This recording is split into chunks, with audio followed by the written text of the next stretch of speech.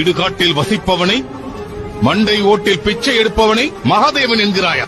மற்ற தேவர்கள் எல்லாம் உயிருடன் இருப்பவர்களுக்கு தேவர்கள். மரணத்திற்கு பிறகும் லட்சியத்தை நோக்கி பயணிப்பவரே தேவர் ஆவார். மகாதேவர் மயானத்தில் வசிப்பவர்தான். மரணத்திற்கு பிறகான பயணம் அங்குதான் துவங்குகிறது. மகாதேவர் எரியூட்டிய சாம்பலை தன் உடம்பில் பூசிக்கொள்ள காரணம் என்ன தெரியுமா? உயிரோ உயிரற்றதோ அனைத்தும் அவருக்கு ஒன்றுதான்.